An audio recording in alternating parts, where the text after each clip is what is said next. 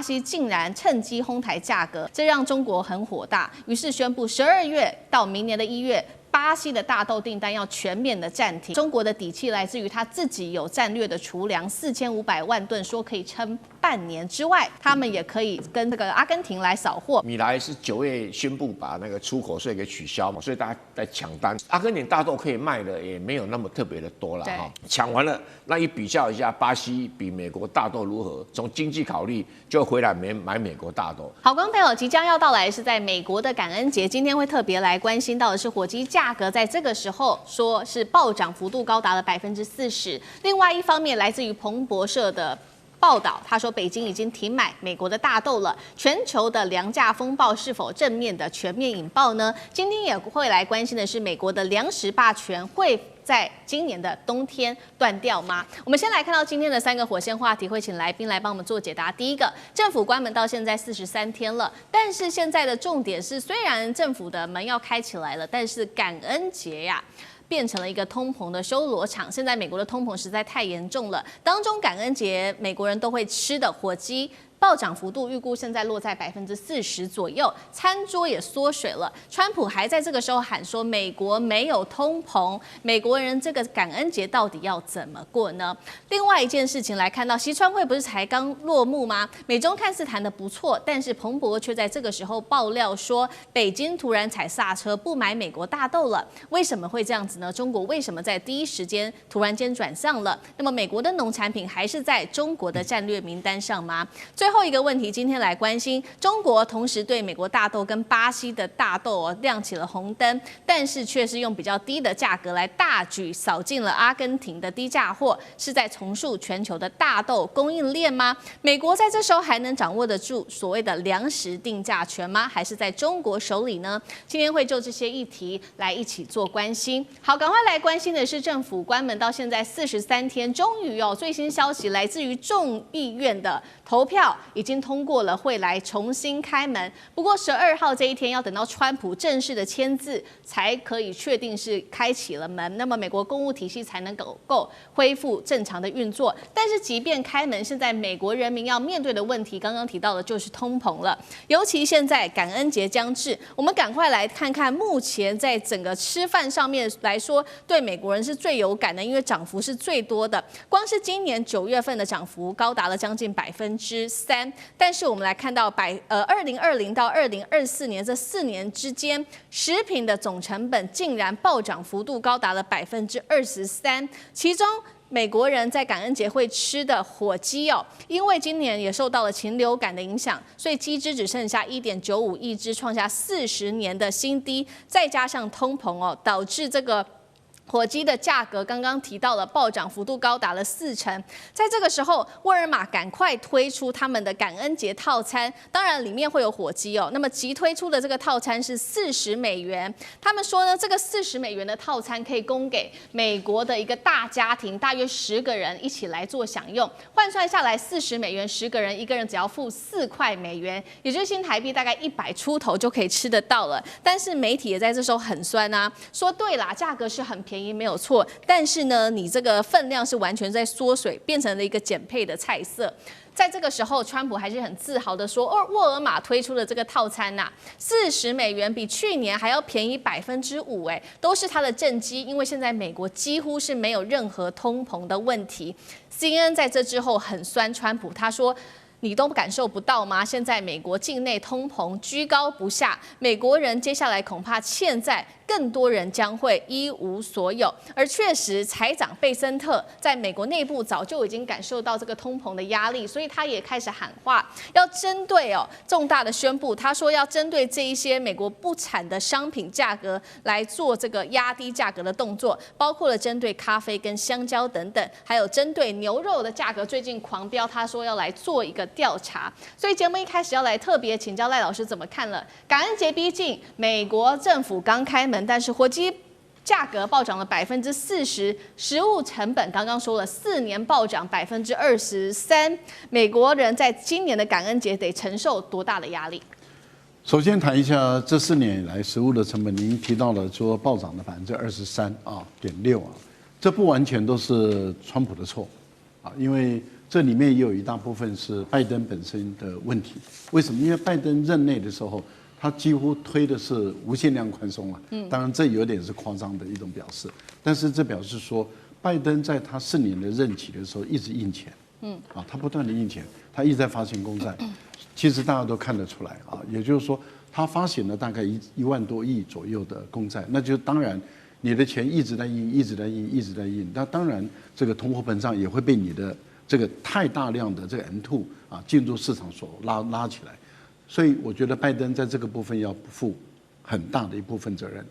接着就是川普要负第2部分的责任了，也就是说，今天美国人为什么会过得那么苦？那就是特朗普了。特朗普上来了以后，他天真的我讲是太天真了，他天真的以为说关税真的是出口商来支付，他天真的认为，但事实上是所有的证据都已经告诉你说，进口商负担了50%以上，甚至到60%。而零售商就是通路商负担的3%，所以出口商顶多负担1%不到。那这样的一个情形下的话，很明显的就是刚开始这些通路商也好，进口商也好，他因为仓库里面还有一些积压，他可以把物价没有调得很大，可是他没有多久他就开始调整物价了。所以我们大家都看到，当特朗普在定的那个物价的时候，其实在特朗普定不到的地方，物价已经悄悄的在往上走了。好，那等到再过了一段时间以后，这个通路商本身他也受不了了，他开始转嫁到这个消费者身上了，物价就全面性都在上来，这个已经是更为明显了。现在的 FED 的估算是下半年，也就是从现在开始一直到明年。如果关税不变的话，那整个都会反映在消费者身上，所以这个关税会几乎全部都反映在消费者身上，物价还会有一波的涨势。那这个对联准会在控制这个它本身的要降息这个部分难度就很高了。对，所以目前估计很有可能年底才会有一次，也可能如果物价还是控制不了，一次都不降。好，现在美国的感恩节为什么会被凸显出这个问题？我倒觉得要注意一个问题，第一个就是沃尔玛它本身知道川普不会去吃那个40块的套餐，所以他推出阳春版的套餐，忽悠这个川普，川普也很开心的被糊弄过去了，说你看这个完全没涨价。其实大家都知道中产阶级快速的流失，当然还有您谈到的禽流感，可是禽流感的问题不是不能解决啊，你可以透过进口来平衡你的这个火鸡的物价的问题啊，但是你的关税摆在那里，你如何能够解决这个问题？所以所有的错都是川普的错嘛，还看不出来吗？那但是川普很容易的被沃尔玛忽悠，沃尔玛很厉害啊，他糊弄川普的本事一流。好，我们一方面是看到这个感恩节将近，美国的通膨问题是让这个川普，我相信他已经暗自的感到忧心。那另外一方面，我们来看到的是对外中美的这一场大斗战火，竟然在这个时候开始升温。因为原本说这个习川会之后，看起来中美之间谈得不错。中国在习川会后不是承诺了吗？说会买美国大豆，那量是说年底买1200万吨，那么接下来之后会再持续的加码2500万吨。结果来自于彭博还有其他外媒的最新的爆料说，北京已经停买了美国的大豆。那专家就说了，原因是因为美国的大豆虽然说已经恢复出口给中国，但是还是会被课征13%的高关税，那么还是会让大陆亏本的。所以说，大陆其实没有理由一定要买美国的大豆，而且从过去的历史，这也可以证明说，中国大陆在大豆这方面是很有底气的。今年5月停买了美国大豆之后，大陆是立刻转向了巴西，那么狂买前9个月的这个量达到7200万吨，当时买这个巴西的大豆的占比高达了70%。没有想到，在这个时候，巴西竟然趁机哄抬价格，每吨价格从580变成650美元，这让中国很火大，于是宣布12月到明年的1月。巴西的大豆订单要全面的暂停。那中国的底气来自于他自己有战略的储粮4500万吨，说可以撑半年之外，他们也可以跟这个阿根廷来扫货，因为阿根廷已经取消了它的出口税哦，所以大陆是立刻扫了130万吨的这个阿根廷大豆，比巴西便宜了整整每吨$200，11月就会到港了。委员如何看这个川习会之后中国的这一步？我觉得彭博社这个爆料是有问题的哈。第一个就是说中国停买大豆，停买美国的大豆。都还没开始买，什么时候会停买的问题呢？对呀，根本动都还没动。那我跟各位解释哈，买大豆跟我们到超商去买一个便当性质是不一样的。通常这种大豆商是要先订到船舱，先订到船舱，它有点像旅行社，我订不到机票，我怎么带团出去啊？啊，它一定要全世界可以运的这种散装货哈，才不过3000艘。你没有事前订，你到年底你到哪里去订啊？所以假设是习川会啊，开完会好了，那这些开始觉得可以买了，我去下订单船，至少2个礼拜啊，然后2个礼拜已经到了11月下旬了嘛，那下旬了以后开始要进货的时候。从巴西订，搞不好现在还在下订单而已啊。对，从美国搞不好现在在下订单，所以根本8字都没赔了。什么叫做停买大豆呢？我知道有很多的大陆的大豆进口商都还在帮忙到处在找船啊，但是有人说运费突然间贵很多，我到底要不要临时去抢船？临时抢船运费当然很贵，而且这种东西有时候就是运费贵哦，反而比那个。更严重，比关税啊，比那么更严重，因为在飙涨的时候，波动幅度非常大。没关系，再等等看哦。如果说到了1月份都还没有进口美国大豆，那才是真的停买美国大豆啦。那这里面不完全是政治因素，跟经济因素有关。本来美国大豆的价格是比巴西跟阿根廷来的贵，就现在巴西涨上来了，比美国大豆还贵，最贵。而美国大豆的榨油量又比巴西好，你现在涨上来了。那阿根廷的大豆也比美国大豆差，那可是人家便宜啊，便宜就抵过一切啦。何况本来阿根廷很奇怪，什么出口税啊，就现在取消啦，取消了，等于整就是比这个巴西、美国大豆便宜很多。你如果进口商当然拼命先赶到阿根廷去扫货，那这个事情不是最近发生的事情啊，这个事情是在。那个10月初就有了，所以他现在扫一扫，11月到货刚刚好啊。这整来讲，一个大豆进口通常要花2个月的时间嘛，所以差不多了。你说哇，11月就可以到港，那表示他10月份做差不多哦。因为当时米莱是9月宣布把那个出口税给取消嘛，所以大家在抢单。那阿根廷大豆可以卖的也没有那么特别的多了哈。那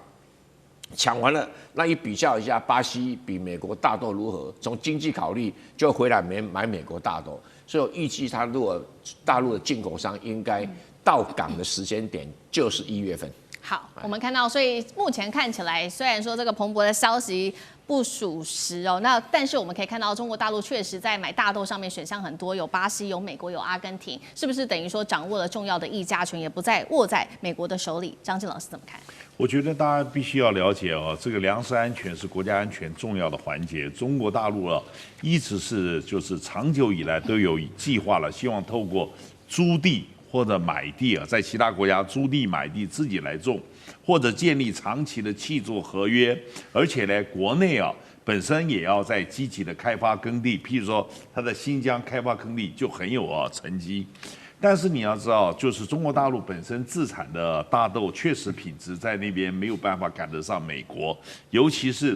这个大豆不光是要用榨油，它也是重要的饲料的来源，那个蛋白质跟榨油的这个率，这些都是很重要的指标。所以货好跟这个就是说它的价码这之间有一定相存的这个依存关系。但诚如刚才委员所讲，我们经常还是会碰到产销失调的问题，就是产销之中还牵涉到就是所谓的船运等等这些的问题。所以中国大陆其实是一直把它当作国家安全的议题来做。所以它目前呢，罩门是在于育种。这个中国大陆在这个大豆的育种上面一直是相当的弱，所以它也一直希望能够把这个尤其是玉米或者麦这些再继续提升。第二是它的存储存储这个确实是已经有相当的成就，而且无论是就是从氮气存储或者说干燥存储，这个在各国的话，其实有一天我觉得这个科技甚至都可以出口。最后一个呢就是化肥，它生产的化肥确实也能够达到自给自足，而且甚至呢也跟就是说它的订购的产销商之中用化肥，然后去换来做。所以呢，我觉得说今天到底谁能够掌握市场啊？就是只要能够此处不买爷，自有买爷处；此处不卖爷，自有卖爷处。终究买方市场跟卖方市场猪羊变色的可能性是存在的。好，我们持续关心到的是中美之争，在这个川习会之后，没有想到真正的大戏才刚开始。我们今天要来特别关心到的是习近平的战略布局，一手呢买大豆来设局，但是另外一手反逼川普吞下港口费，还让美国背上了20兆美元的定时炸弹。等一下我们都会一起的来做关心。今天的3个火线话题，今天会来请来宾帮我们做解答的。确实这一招习近平下的蛮绝的。表面上说要美国呢来开始我们中国跟美国买大豆来装和气，但是其实是在挖坑给川普跳吗？因为美国的大豆经过税后，竟然还是比巴西的大豆贵了13%。大家在看说中国是真的有想买美国的大豆吗？还是呢借由这样子的一个方法，再持续的逼川普再让步呢？另外一方面，我们来看到中国方面是以贸易为杠杆，逼川普暂停的港口费。就在此刻，美国工会也跳出来怒批了，川普你这样子对中国让步，是出卖我们的造船业。那么大陆等于是反掌握了航运的话语权吗？最后我们来关心到的是，最高法院持续在审理有关于川普的关税是否有违宪的这个问题。那么最新消息呢？川普的关税如果确定是违法的话，美国得多吐回20兆美元的金额。川普说了，这对国家来说是安全上的大灾难。因此呢，他另外一头持续发2000美元的大红包，希望能够救自己的民调，真的能够做到吗？今天我们都会一起的来做关心。赶快来看到，在川习会之后，大陆的动作非常的多。中国国家主席习近平背后有哪些杀招？今天我们首先看到第一招，就是由中国海关总署最新的宣布，要恢复3家美国企业的大豆出口的资格，并且解除部分的木材进口的禁令。那么也会停止加征10%的关税。但是重点来了，中国对美国大豆的关税还是有13%，等于说巴西的大豆价格还是比较好的。所以专家不预期中国接下来会持续向美国来购买大豆，真的是这样吗？大使怎么看习近平这一招是要逼川普再做更多的让步吗？怎么看？其实他们这个外面的报道，他们的协议基本上它有一个时间跟量的一个协议了，也是中国大陆要在最后2个月至少才买1200万吨嘛。那这是一个数目，我想也就美国人来讲，他一定会有这种期盼，或者甚至有要求，双方应该有默契，所以大陆决定买美国的大豆，应该是一个政策性的决定，那也会有政策性的进口。那不过你进口商当然不可能让你去赔钱啦啊，不过就变成就是说，我想政府一定有政策会让这个对美国方面的谈判的一个结果获得落实了，不可能说都谈好了，川普也在外面讲了，就2个月以后说一颗大豆都没买啊，那对习近平来讲的话，他也很难对外面这个尤其对美方他展现出这个所谓的他的气魄嘛，对，所以我认为这个东西基本上还是会尽量的落实可能落实中间会有很多的问题出来，那这些问题还需要双方继续去谈。那我对美国的这个大豆农夫来讲，大豆是不能等的，有些你要收还是不收的，如果没有一个具体的一个决定的话，对川普来讲是没有帮助的，因为现在很多大农他的豆子还在田里面，马上开始下雪了，你这些收还是不收？对。然后呢，你收了这么多，你还没有这么多地方可以储存呢。上次他已经那个豆仓年久失修都爆了，所以他这个是相当急的。那我觉得就变成就是说，现在中美之间的贸易的问题，基本上都要从源头开始，因为领袖决定的事情，下面才去怎么样，才去执行。所以他们每一次见面的时候就说，我们是在执行，我们来检讨我们执行上一次中美元首会谈中对于双方贸易的一些原则性的决定的执行方案，所以他们常常3个月有句式，就是如果说元首讲好的话，下面就是要执行，问题一定会有。可是呢，我自己认为就是说，既然是解决双方贸易都有让步的话，那这是中国大陆对美国的一个等于一个让步。那么美国的话，事实上的话，他也做了蛮多的。他本来对中国大陆所有的这个商船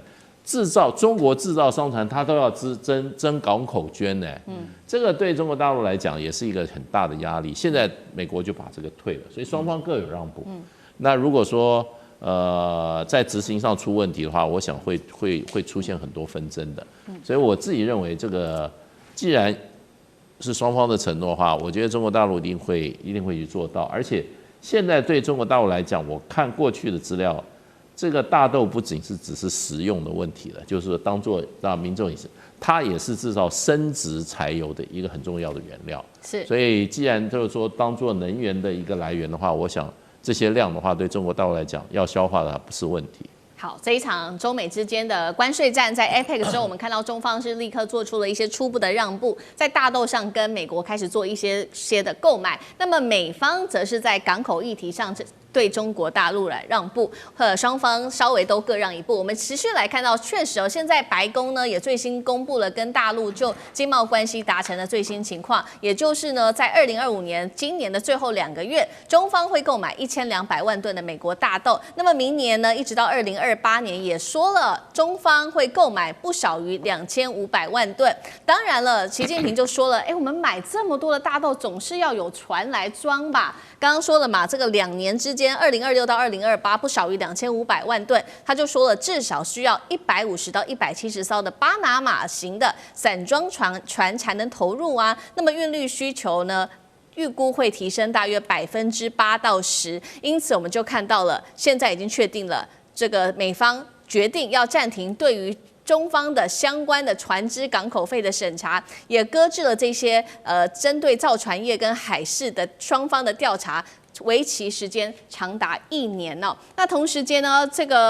这样子的一个让步一出来之后，美国的工会尤其是钢铁工会就怒批川普，他说：“川普啊，你出卖了美国的造船业，让中国可以继续的垄断在海运跟造船领域。”上志哥又怎么看？首先讲一下这2天的大豆啊，这2天在美国的亚特兰大的这个一个农业的一个机构哈，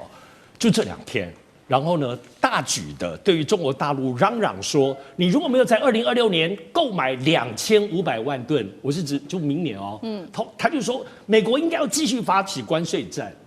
这是农业的组织哦，就现在才开始，中国大陆要恢复采购大豆。民间机构里头这么嚣张的也还是有啊，所以这里头其实也引起大陆很多网民当中很愤慨。是，但我们要知道，其实中国大陆的采购大豆，它不是民间采购，它是国家采购，是中粮这家上市公司、国企上市公司统一采购的。所以目前知道的，比如说包括我们知道说先前说100多万吨的，已经确定有订单的，人家也不是傻傻的就买，单这100多万吨是12月采购1点。2月跟3月陆陆续续采购1点，要确定说至少这3个月美国有信守川协会的承诺，所以人家就很聪明啊。当然就如同刚刚讲，我们过去现在川协会觉得大豆这个小猫咪更不占这个部分，有什么好特别谈？为什么要谈？就刚刚其实思敏提到的，因为大豆跟农民有关，运输大豆就需要船运，而船运这一点刚好就可以打破美国先前禁止中国船只的这个部分的一个困局，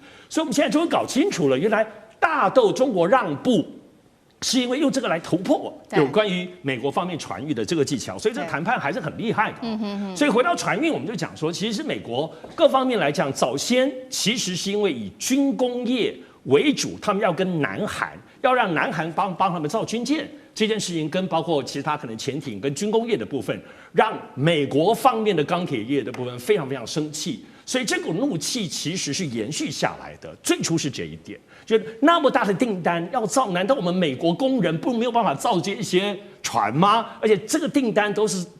就上百亿的美金的部分的订单呢，所以延续到现在，我们看起大豆这个船的本身只是这股愤怒当中的延续而已啊。所以这里头其实对于中国来说，其实就是在旁边看，那终究是你美国政府之间的问题，而且很多可能是出气筒是出去到南韩。那中国大陆的船运因大豆运输跟相关的船运，这个关税只是边缘的这个小猫咪而已了啊。不过我们必须得说，这里头非常值得注意的部分是，中国大陆的这些让步，为什么在川习会之前那么样的强硬，包括稀土的强硬，为什么川习会之后感觉起来好像大松懈？是先前是装的吗？我想只要提醒大家注意哦，其实现在对于中美之间不能只看眼前谈判的结果，在研究川普政府、研究共和党、研究美国整体的对中国的部分的长期竞争，尤其涉及到制裁战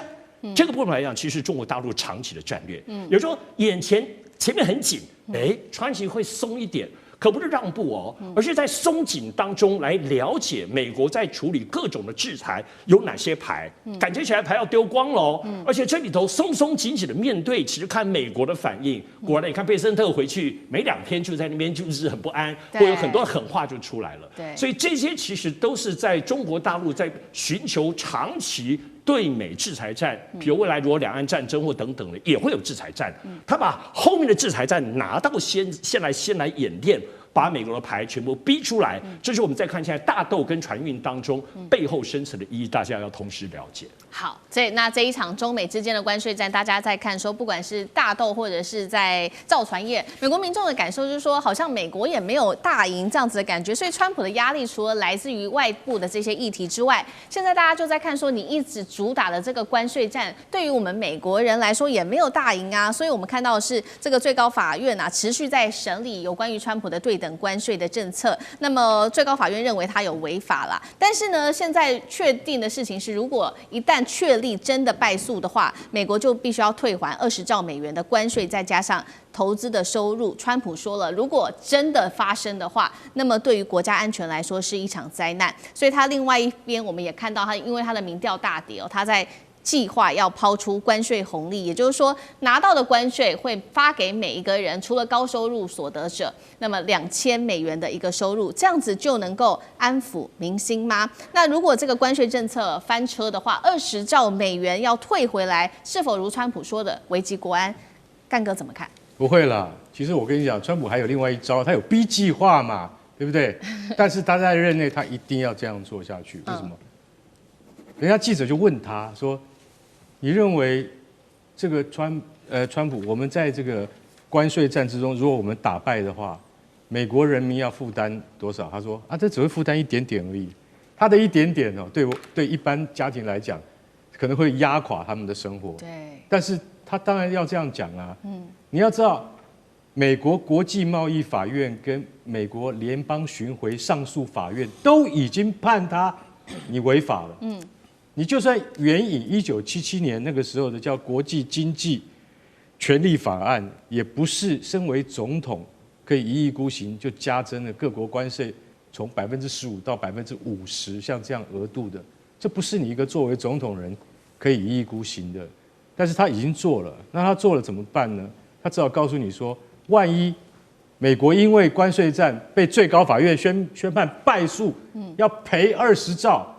赔20兆不是你看得见的钱，还有看不见的是相对的投资，那还要再算进去，那就不止20兆。美国国债现在已经37兆了，你要再加上去吗？那就天文数字了。那可怜谁？可怜就是下一代。所以啊，美国的那个就说他的这个债务到底怎么样？那个川普就讲了，很简单，我们现在已经有收入了，对不对？我们对巴西、中国啊。加拿大等等地方，我们所征到的这个关税呢，我们先发给中低收入户，这个一户发给2000美金，哇，听起来好像很多的样子，而且排富，就是说多少收入以上的人，这些富有的人拿不到，我有排富条款，这样听起来好像皆大欢喜，对不对？可是我请问一下，你这个2000美金是每个月要发吗？还要发到什么时候？他根本没有明确的决定，也许发1个月就没钱了，就跟现在联邦政府没有预算，因为政府 shut down 是一样的道理。到底要发多久？不晓得。川普他就是从来讲话没有负上任何责任的，所以前WTO 的那个秘书长拉米他就讲，他语重心长，他就讲，他讲他说川普，你要是要这样继续玩下去的话，我可以告诉你啊，将来这个已经是变成大国之间的供应链之战。也就是说，你现在只是看起来是中美贸易战，可是我可以告诉你，50年后，就是说这未来的50年，通通都是大国的供应链之战。很简单，就是什么稀土之战，对，晶圆之战，晶片之战，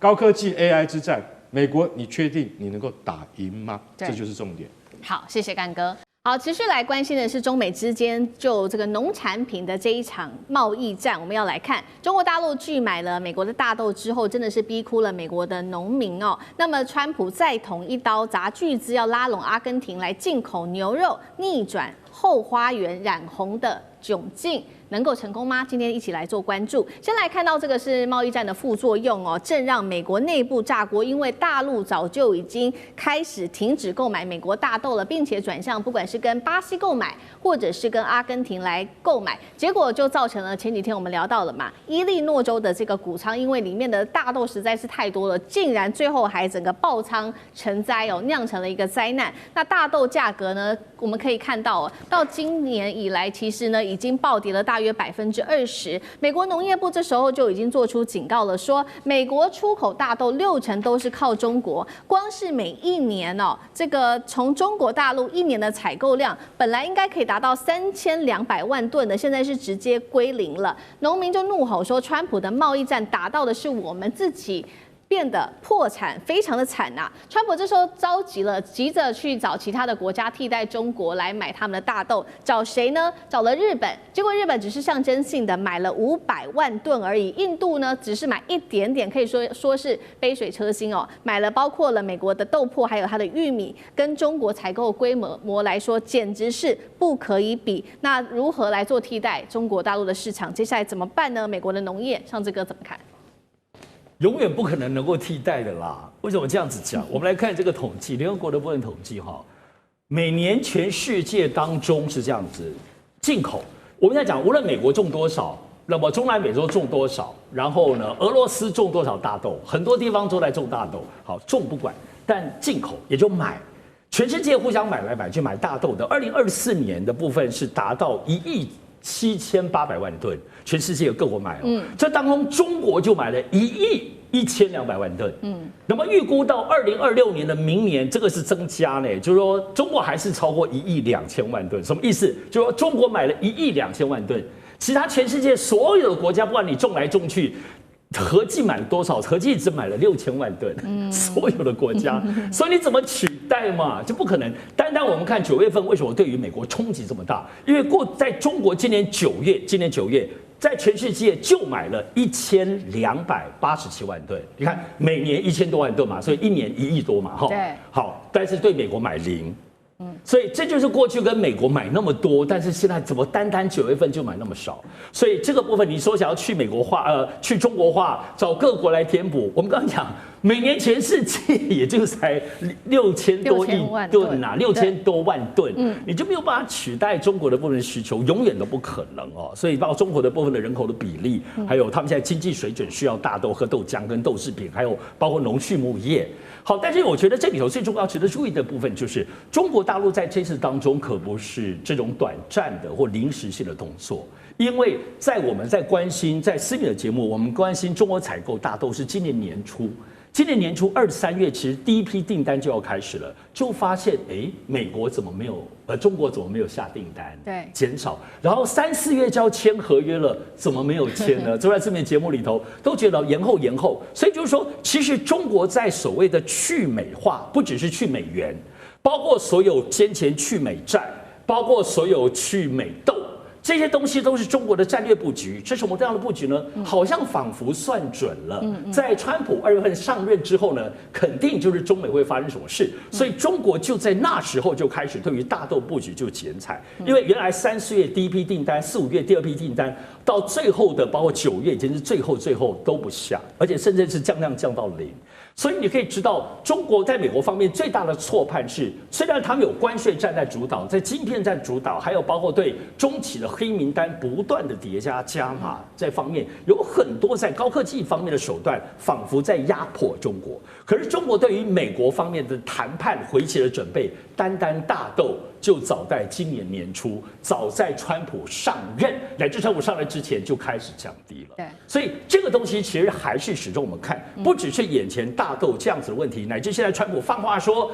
月底如果跟习近平见面的话，大豆就会谈好了，谈下各式各样的放话。你觉得中国对于整个川普，难道只是今年年初大豆这个部分有所准备吗？难道不是在川普上一任8年前的时候，就对于整个对美国的部分，长久以来这个战略谈判已经准备，只是今年正式实施而已呢？对，早就已经长远的规划布局了。那9月份确实哦，现在呢，中国大陆跟美国是首次的零采购哦。那我们也要来看到，现在豆农很惨嘛，接下来就是要关心的是说，这些红州的票仓会不会影响到接下来川普的期中选举？因为不止红州的票仓是在这些豆农的票仓，我们现在要来关心到的还有这个牛肉业者，同样哦，跟豆农一样是苦哈哈。为什么呢？我们看到美国的牛肉价格也是同样在近期狂飙。我们先看牛排的价格，因为美国人吃很多的牛哦，牛排价格狂飙了16%，牛绞肉更是高了。查了一下资料，较5年前是飙涨了50%。这个肉铺的业者直接出来说，40年来我从来没有看过这么如此大的涨幅。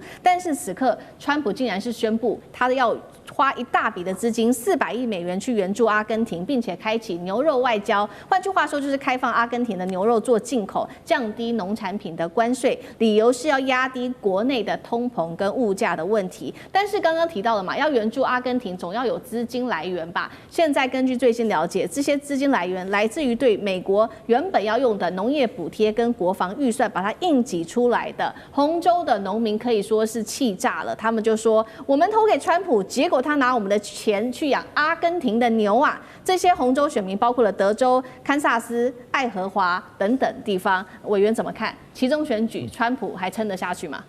这个所以我讲了，川普只是有勇无谋啊，不能谋定而后动啊，那就会产生很多问题。比如举个例子哈，我们刚才讲说大豆1年到中国要3200吨，我再算给大家看哈，大概一艘船哈，大豆的船大概是6万吨，也就是你要500艘船，才运得完，那500艘船，跟各位一个数字，全世界这种船只有3000艘。你就知道，即使现在要运都来不及，所以哦，而且你不一定订得到，你也只要运你的这个大豆，还要运别的啊，面粉啊，什么玉米啊，对不对啊？所以哦，我是觉得哈，川普都没有把事情想清楚。好，那现在谈到牛肉更经典，他对巴西的牛肉哈课高关税50%，可是巴西的牛肉主要是在做美国人的麦当劳那种汉堡用的，就是比较所谓牛碎肉的那一种，就现在汉堡价格大涨，而且汉堡价格都是劳动阶级在吃的量会比重比较大，像大总统如川普那种有钱人哈，他爱吃汉堡，那是很少见的啊，那就更搞笑的一点就是说，那好像你那个巴西的牛绞肉来哈，对这个美国的这个肉农哈。影响也不大，因为美国的肉比较好吃，一般是做牛扒用的，做这种碎绞肉反正都是用巴西的。就你把汉堡价格给打涨了，然后这个牛绞肉哈，买那个牛扒肉哈，你用低价去阿根廷买回来，又把牛排价格往下打，那你简直是要把牛排打成牛绞肉，是不是？你不是，我实在看不懂这里面是什么逻辑，让自己产的牛扒肉价格下跌，然后让一般老百姓要吃的自己没有产的牛角汉堡肉往上涨。我不要问他们两个，这是什么逻辑？我实在想不通，他怎么玩这个游戏？所以他的外交政策。跟他的本来就是怕红州的选民啊造反，因为红州他觉得一定投给我啦，可是为什么他会对于大多这么紧张？就表示他很紧张这个选票，而紧张选票来自哪里？来自他的参议员候选人，来自他的众议员候选人，我觉得会被川普给搞垮，不垮也很难。而且好几个州，事实上虽然是红州。他是选票赢民主党并不多他只是稳定的赢，好几年都如此赢，所以大家称他红州。但是呢，选票都差不多。你这样一搞的话，这些大豆农啊，这些牛肉农啊，如果起来造反的话，那你川普后半任期就是变成博压的，所以他不是砍自己，他是莫名其妙砍自己，这才糟糕啊！所以我只能说到底你的幕僚是谁？你怎么会有这种拿砖头老是频频砸自己脚？还有前几天他不讲吗？他说我要不让中国人 cooking oil 这什么这个料理的油进口。他忘了美国人进口这种使用过的废油是在做生质柴油。那生质柴油主要是农民在开农机用的。你让他大豆卖不掉，你要农机价格、材料油上涨。我看这一下子他不开着战斗机去丢你那个什么东西污水。所以我是觉得川普这个内阁真的有问题好像这些脑筋不太清楚都是有钱人。太有钱了，所以脑筋不清楚，看不到。对，好，我们刚刚看到是，不管是中国大陆或美国，近期我们可以看到他们跟南美洲国家就在农业上的进出口贸易有非常多的交流。那事实上呢，除此之外，大陆近期真的也是积极的布局南美洲。那现在其实美国也担心了，会不会自己的后花园被染红呢？这是一个问号。我们一起来看因为呢，包括中国大陆近期投资的还有合作的地方，从巴西到玻利维亚、委内瑞拉到阿根廷都有。投资合作的项目包括了能源、矿产跟基建等等那尤其在阿根廷，中国大陆的参与更是多，包括了整个核电站的建设还有高速铁路、太空雷达基地等等。另一方面，美国有没有布局南美洲，确实也是有，但是用的方法有一些争议，不管是靠撒钱，或者是靠最近不断的派出他们的军舰扫毒做威吓，结果有一些反效果。3个地方，包括哥伦比亚、委内瑞拉跟厄瓜多，在这个时候一起站出来抗议美国扫毒行动是假，军事入侵才是真的。这一回在拉丁美洲的这一些竞争，中美之间谁会赢呢？厉将军怎么看？我们通常都说美国将中南美洲视为它的后花园所谓的门罗主义，但是我不认为他把它当后花园。后花园你要好好去经营嘛，你要去种花嘛，去整修嘛。但是我觉得美国根本就是将中南美洲视为一个准殖民地的心态那他对我们看得出来，对中南美洲来讲，他大概只有3种手段归纳出3种手段。第一个是军事上的威慑，现在就很明显的嘛。你看到他对委内瑞拉派出一个这种海军的一个战斗群在那边威胁要委内瑞拉马杜罗下台。对委内瑞拉用军事强压的手段来对付他们，甚至于对哥伦比亚现在来说也说他是毒枭，说他总统也是毒枭对哥伦比亚也打击，甚至于你打了以后，打了下你拿不出证据，那2个被打掉以后还幸存的2个这个渔民来讲的话，后来被释放了，为什么？因为他本来就不是毒枭所以第一个我觉得美国对中南美洲采取第一个是军事压迫的手段，然后希望我们看看这次马杜罗会不会因为军事压迫的手段而这个产生畏惧而离开这个总统的职务。那第二个他会采取手段就是经济上面利诱我们看到这次对这个对阿根廷不就是用经济利诱之前他已经给了他200亿，这次又说400亿就是说你要当选的话，你的选民选这个米莱这个我的盟友当选总统来讲的话，我就提供你400亿的美元来救助你，因为阿根廷现在来讲的话，它不管是通货膨胀很严重，经济也萧条，货币严重的贬值，在这种状况之下，这个400亿美元对阿根廷的民众会不会吸引他们注意？我觉得我们可以去观察了。那第3个他会用的是什么手段呢？就是政治上面用颠覆的手段。我们看到中南美洲很多的国家有时候左派，有时候右派，这是人家国家内政，人民选出来的，但是他经常会用 CIA 这些去把它颠覆掉，选出他自己川普所望的总统。所以我觉得当中国提供这些国家来讲最重要的基础建设，我们不管看到秘鲁的前海港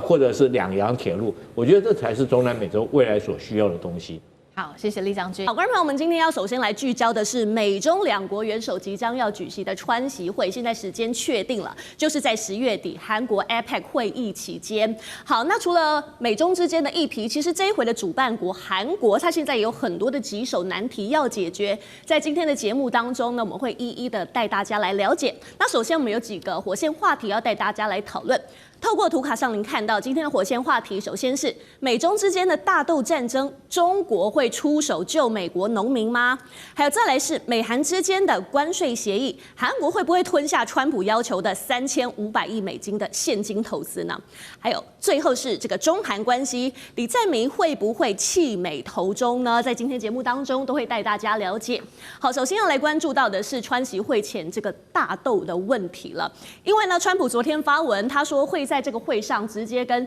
中国来施压，说就是要买美国的大豆。那您从图卡上看到，美国财长贝森特也说了，预期下一轮的美中贸易谈判上会有重大的突破，以及呢，现在呢也有业者认为说，其实中国在年底之前还要采购大概120船的这个大豆，大约是840万吨。那如果真的跟美国来采购的话，其实量也够多，是有助于堆高运价，成为利多的。好，现在大家就在探讨了，说现在呢，中国真的掌握了美国的大豆市场。那从川普现在的反应来看，是不是真的奏效了？杨老师你怎么看？在今年的2月跟3月，分别美国对中国大陆实施芬太尼关税，每月增加10%，所以加起来20%的芬太尼关税。它同时也对加拿大跟墨西哥，这个时候中国大陆就对美国的农产品以及相关的产品产生反制。那这个反制呢，中间涵盖了大豆的关税。所以到了5月之后呢，其实美国要出口关税大豆到大陆去的话呢，大概平均已经来到37%的关税。那使得事实上本来美国出口的关税大豆就比南美的特别是巴西还有阿根廷高了20%。所以你这个20%再加37%，就几乎在5月之后，中国大陆进口的大豆里面就没有美豆了。好，那另外我们看到美国的大豆的产业在中西部大概有差不多18万户这个农户在做这个大豆这个事情。那可是呢，它生产的大豆将近有60%呢是出口，有将近40%是自己留着用。那出口里面呢，它大概是占全世界主要的出口的之一。出口里面，60%前往中国大陆。那全世界而言呢，中国大陆也是占全世界大陆的就是生产量的30%。所以因此，中国大陆它如果进口这个改变就是这个国家的话，对不只是对这个国家，也会对整个黄豆、大豆的这个价格产生严重的影响。我们看到，在2023到2024年，就23年的9月到24年的8月，中国大陆从美国进口2500吨的大豆。那美国当时第2个出口的对象是欧盟，只有490吨。所以你看，就整个这个比例以及美国的价格比较高，所以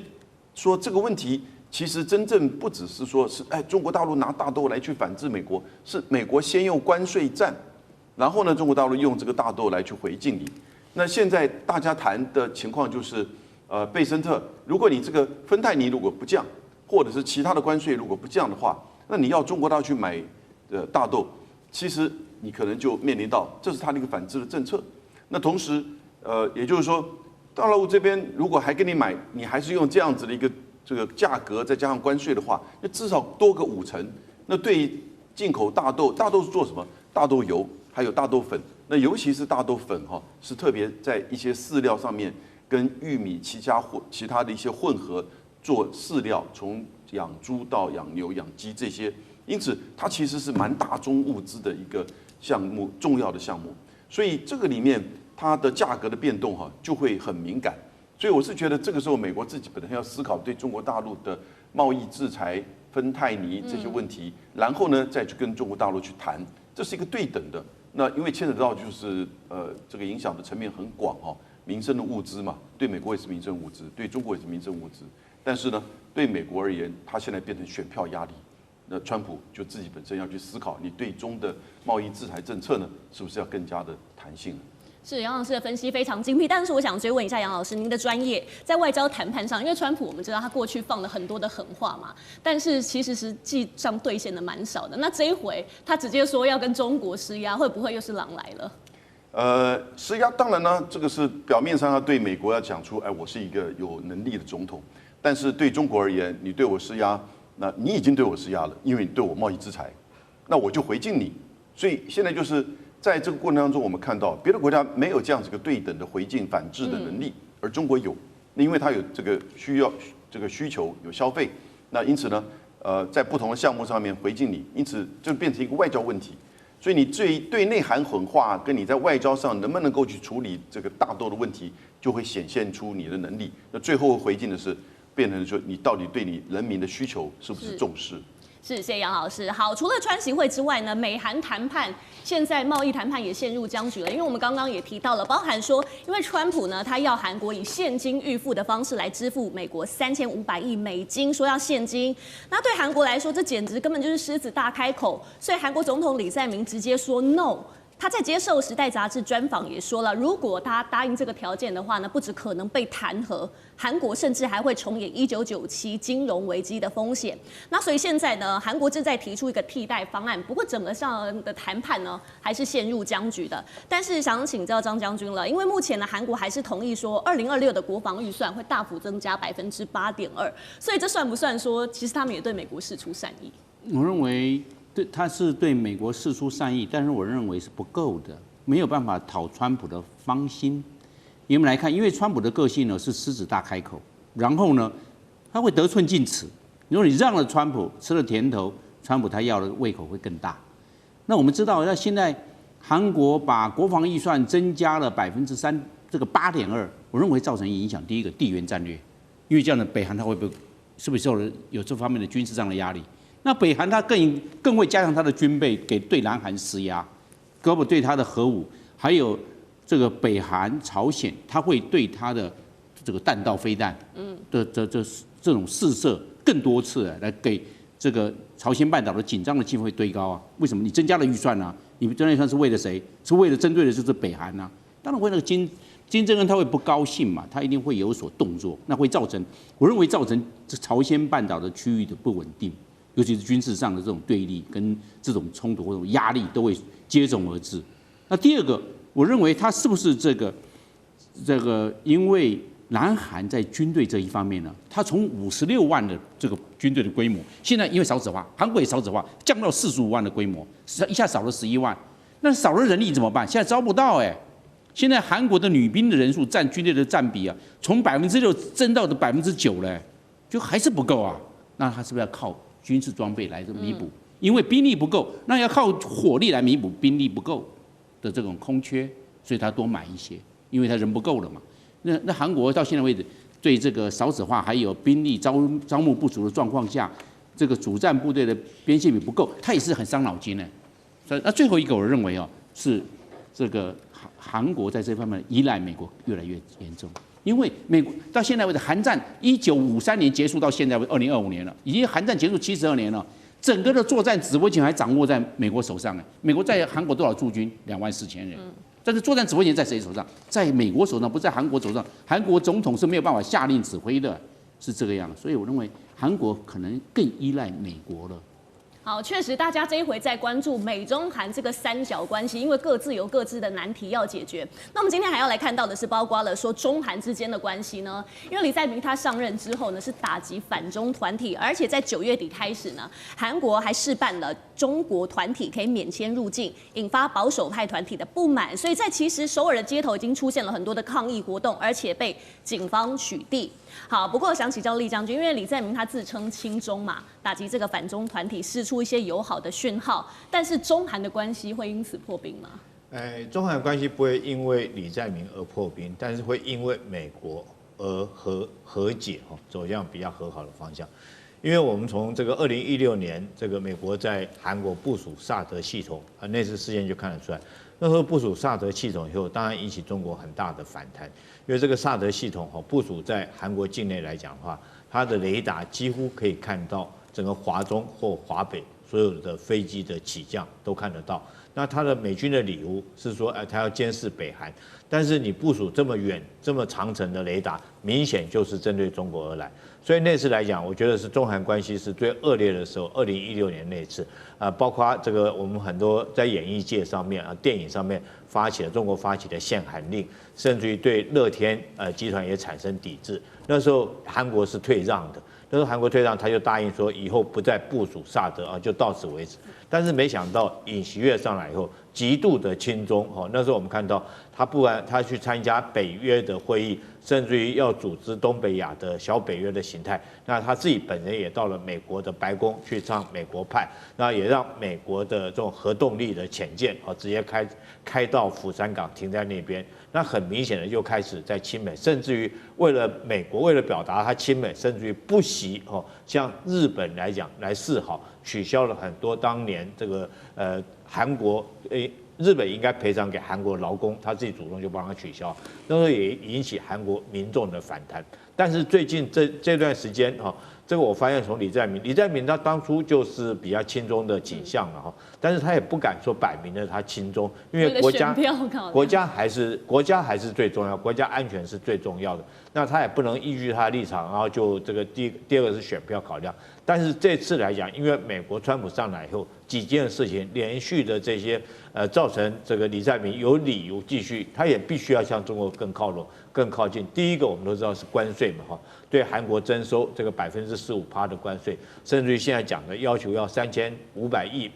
的这种投资。另外来讲，在国家安全方面、驻军方面，美国也提出很多让韩国没办法、老百姓都没办法接受的理由，譬如说是他要求要美军在那边部署弹性。什么叫部署弹性？就是一旦讲明了，就是台湾如果有事的话，没有他驻韩美军可以来支援台湾作战。但你要知道，驻韩美军是韩国在养的，我养你，结果你跑去帮别的国家打仗，那你跑去别的地方打仗以后，万一北韩趁这个时间来对我实施攻击的话，你美军又跑掉，那我韩国怎么办？那你这个你在我这国家里面，对吧？我供你吃，供你喝，供你穿，结果你打仗你跑掉，老百姓不能接受。那川普除此之外，还要求龙山营区，大家记得吧？所以那块土地要割让